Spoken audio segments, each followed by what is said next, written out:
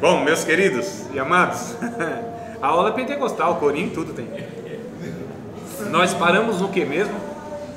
Que ponto? Sobre a unidade, a expressão da imagem e semelhança de Deus, não foi isso?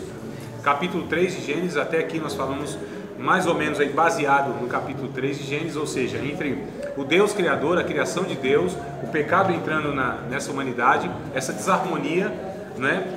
Capítulo 4, então a gente já vê essa sociedade se desenvolvendo. Capítulo 5, onde inclusive eu li na semana passada sobre a genealogia do casal ou do Adão. Capítulo 6, a gente já vê o resultado que teve nessa sociedade que se afastou de Deus, rompeu com Deus, né? E aí a gente já vê lá em Romanos 3:23 que o homem, ou todos pecaram e separados estão da glória de Deus. Então Gênesis vai nos mostrar, aliás, a Bíblia, do Gênesis ao Apocalipse, tem uma mensagem central. Qual é a mensagem central da Bíblia, irmãos? Existe um Criador, existe um homem que se perdeu, existe um projeto de Deus para resgatar esse homem, e esse projeto é Cristo. É isso que a Bíblia se preocupa. A Bíblia não vai se preocupar em responder um bocado de curiosidade que é nossa. Tá certo? Então muitas vezes a gente está procurando resposta que a Bíblia não dá. Porque o que está escrito na Bíblia é só aquilo que é relevante, aquilo que é importante, aquilo que é necessário para que a gente saiba a respeito do projeto de Deus para salvar a nossa condição humana, quem é Deus na sua natureza, a nossa condição humana e a necessidade de um Salvador, e esse Salvador é Cristo. Então a Bíblia, a mensagem principal é essa, irmãos. Isso é mensagem poderosa. A gente chama de Evangelho. Mensagem do Evangelho é isso. O que pregam por aí são outras coisas, mas mensagem do Evangelho, a gente vai trabalhar isso em outras matérias. Eu acho que tem a matéria Evangelhos e Atos, um negócio assim. É porque cada grade curricular a gente monta de uma forma diferente, né? Mas essa aqui acho que vai ter assim, Evangelhos e Atos, alguma coisa parecida. Então a gente vai ver o que é de fato a mensagem principal das igrejas evangélicas. É o Evangelho. E o que é o Evangelho? É isso. Existe um Criador, Ele é santo. Existe um homem que rompeu com esse Criador, precisa de salvação, e a salvação é por meio de Cristo. Ponto final. Essa mensagem sustentou a igreja até hoje, 2000 anos. Não é? Agora o que se está pregando muitas vezes hoje não tem nada a ver com isso. São outras propostas. Então o que tem de igreja evangélica não pregando o Evangelho vai deixar de ser evangélica. É fato, não é? Então a gente percebe que o capítulo 6, vamos lá, capítulo 6 de Gênesis, e eu vou trazer já aqui uma curiosidade, que ainda que eu não trouxesse, eu tenho certeza absoluta que vocês iam perguntar. O fogo está aumentando aí, né, mano? Então... Não, por mim não. Vocês estão me escutando? Tranquilo? Então tá bom. Por mim não, né? Obrigado, viu? Capítulo 6 de Gênesis, do livro do Gênesis, capítulo 6, nós percebemos então essa corrupção do gênero humano. Tem até um tema, título, né? Na maioria das Bíblias, e a gente vai ver que esses títulos eles não fazem parte da inspiração, né, do original, mas de vez em quando eles nos ajudam para distinguir aí o bloco do pensamento. Capítulo 6 de Gênesis, verso 1. Aconteceu que, como os homens começaram a multiplicar-se sobre a face da terra, e lhe nasceram filhas, viram os filhos de Deus que as filhas dos homens eram formosas, e tomaram para si mulheres de todas as que escolheram. Então disse o Senhor: não contenderá o meu espírito para sempre com o homem, porque ele também é carne. Porém os seus dias serão 120 anos. Esses dias 120 anos não é que o homem viveria apenas até 120 anos de idade. Não é esse sentido. É que a partir desse momento, depois de 120 anos, Deus traria o dilúvio. Então Noé, ele pregou 120 anos que Deus ia trazer o dilúvio. Ele passou 120 anos pregando, irmãos. Olha só, tá? Só para não confundir, porque às vezes a gente ouve assim, eu já vi alguns irmãos falando, não, mas Deus não disse que o homem só ia viver até 120 anos? Não, não é isso uma regra para a humanidade. Mas essa geração iria ter 120 anos do testemunho de Deus através do Noé pregando, pregoeiro da justiça, e após isso viria o dilúvio. De fato foi assim. Depois de 120 anos, o Moisés pregou. Oh meu Deus, por que eu estou com o Moisés na cabeça? O Noé pregando. 120 anos. Ganhou só a sua família, tá bom, não tá não? Não tá, meu? Se a gente ganhar a nossa família, cada um de nós, já é uma vitória grande, né? Tá ótimo.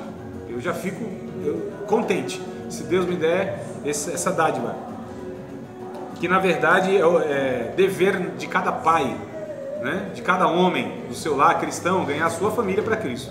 Isso não é responsabilidade do pastor, da tia da escola dominical, de pregador nenhum. Quem deve ganhar a sua família é o cidadão que está lá plantado por Deus, né? Para que seja sacerdote do seu lar. Então, para mim, será uma desonra muito grande, será uma vergonha muito grande, se os meus 2 filhos aceitarem a Cristo através da pregação de qualquer um que não seja minha. Onde eu estive, irmãos, 14, 15 anos na vida do menino, ele precisa ouvir um pastor, um pregador para aceitar Cristo? Onde que eu estava na vida desse menino, que eu não conseguia impressionar, imprimir nele Deus através da minha vida? Não li a Bíblia com ele, não ensinei a Bíblia para ele, não mostrei Cristo na minha vida. Por que tem que vir um terceiro, um pastor, um pregador? Isso é uma missão muito grande, negligência, vergonha. Tem que ter homens, pais, que não ganham a sua família para Cristo e acham que o pastor quer dar jeito. Eu nem vou falar, quer dizer, vou sim, só não vou citar nome. Uma parenta minha, lá do Nordeste, disse assim: ô André, liga pro meu filho, vê se você dá jeito nele. Eu? Aqui de São Paulo? Virtualmente? Você está onde na vida desse menino, que já faz 20 anos que esse menino está aí na vida? Você pôs, eu peguei no colo, troquei fralda. Eu falei: você 20 anos não conseguiu? Eu vou conseguir? Você é negligente. Você não mostrou Deus, não é? Então, ó, irmão, tem que falar dando risada porque o negócio é pesado. Então a gente percebe que o Noé, agora acertei, o Noé passou 120 anos, né? E todo aquele povo que era uma geração, que o verso 4 em diante vai mostrar como eram. Havia naqueles dias gigantes na terra, e também depois, quando os filhos de Deus entraram as filhas dos homens, e delas geraram filhos, estes eram os valentes que houve na antiguidade, os varões de fama. E viu o Senhor que a maldade do homem se multiplicara sobre a terra, e que toda a imaginação dos pensamentos do seu coração era só má continuamente. Então se arrependeu, ou arrependeu-se, o Senhor de haver feito o homem sobre a terra, e pesou-lhe em seu coração, e disse o Senhor: destruirei de sobre a face da terra o homem que criei, desde o homem até o animal, até o réptil, até a ave dos céus, porque me arrependo de os haver feito. Noé, porém, achou graça aos olhos de Deus, ou segundo os olhos graciosos de Deus, ele viu o Noé. Essa seria a tradução melhor. Então são as gerações de Noé. Aí vem falando lá que Noé era justo, andava com Deus, aquela coisa toda. E aí teve 100 cães. Jafé, de onde sai toda a população do mundo? De 100 saiu os semitas, que são os árabes, palestinos, judeus e aquele Oriente Médio, aquele pedaço lá, que é uma paz mundial, né? Então, semitas. Aí vieram os camitas, África, tá certo? Aquele lado. E os jefitas, Europa. Então daqui tem toda a origem da raça humana e dos continentes aqui, desses 3 homens, né? De cada um vai saindo aí, e a gente depois estuda isso um pouquinho mais para frente. Então a gente percebe aqui que Deus disse: olha, essa sociedade é má e corrupta, e o coração só imaginação de violência. Havia lá homens arrogantes, homens de fama, gigantes. Então uma sociedade onde tem gente orgulhosa, arrogante e violenta, imagina, como que o Espírito de Deus poderia, então, habitar nesse ambiente? Essa sociedade não é diferente da nossa. Na verdade, o que acontece hoje é aquilo que se avolumou em dimensão, não é? A gente fala: nossa, a maldade do homem hoje é maior. Não é a mesma coisa. A gente só multiplicou isso. A população da Terra, então, quase 8 bilhões. Naquele tempo era bem pouquinho, né? Em relação a hoje, nossa, quase nada. Então, assim, só multiplicou. E não é que hoje tem mais violência, não. É que a gente tem mais informação dessas coisas. E simultaneamente. E ao vivo.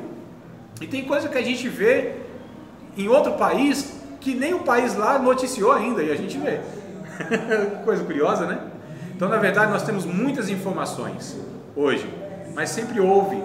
Sempre houve. Porque desde esse momento aqui, a sociedade se mostrou quem ela era, sem Deus. O ser humano sem Deus, amados, é isso aqui, gente arrogante, violenta. E aí tem uma dificuldade aqui, a pergunta de alguns é: irmão, André, o que são esses filhos de Deus e filhas dos homens? Não é essa a questão? Alguns dizem assim, não, foram anjos, filhos de Deus, anjos, que tiveram relação sexual com as filhas dos homens, as mulheres, e aí nasceram seres híbridos, gigantes e tal. Já ouviram falar nisso aí, não? Já? Então, essa é uma opinião teológica, né? A outra é que os filhos de Deus são os descendentes de Sete. Lembra? Caim, e depois veio Sete. Sete seria uma linhagem piedosa, né? Seriam os filhos de Deus nesse sentido. Então Sete gerou essa linhagem piedosa aí. Que seria, mais correto. Então, calma aí que vamos ver. Vamos ver, pastor, que o negócio não é tão facinho assim não. Vou colocar as duas posições aqui e aí vocês vão ver. Não, isso aqui parece mais coerente, isso aqui não. Vou dar as duas opiniões porque são... essas duas opiniões, quem tem são homens sérios.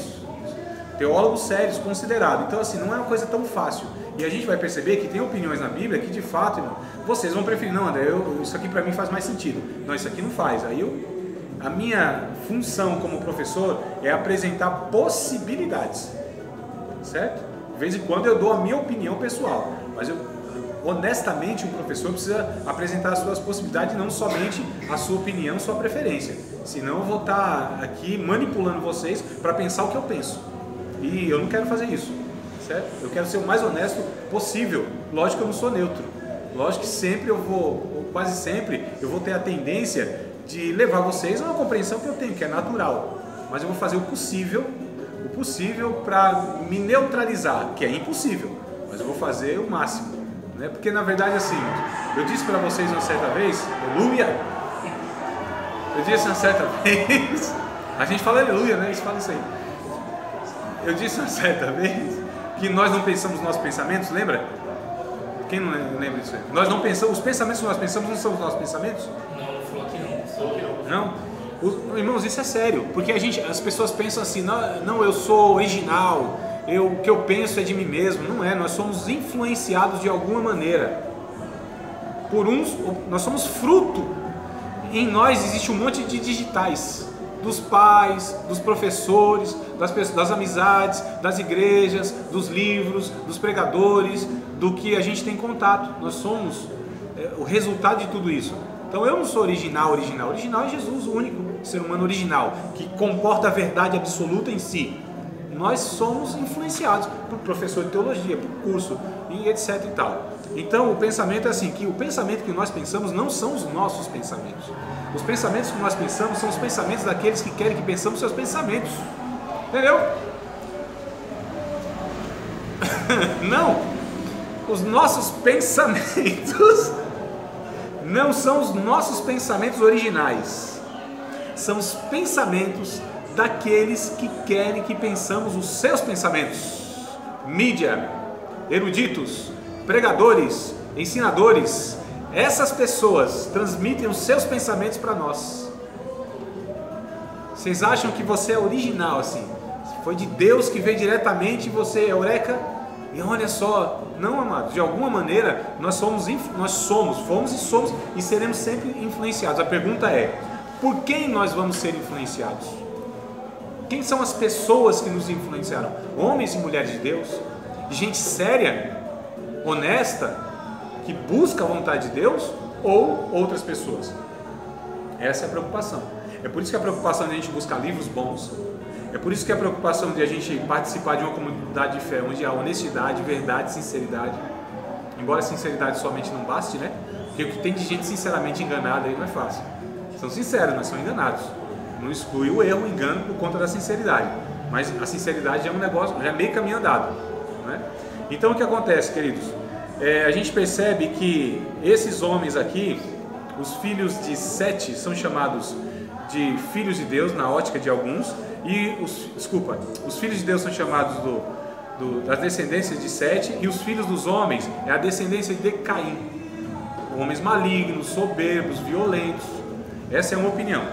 A outra opinião seria que esses filhos dos homens, eles são de fato, não que sejam anjos de Deus, mas foram porque a Bíblia trata os demônios de anjos também, e são de fato seres angelicais.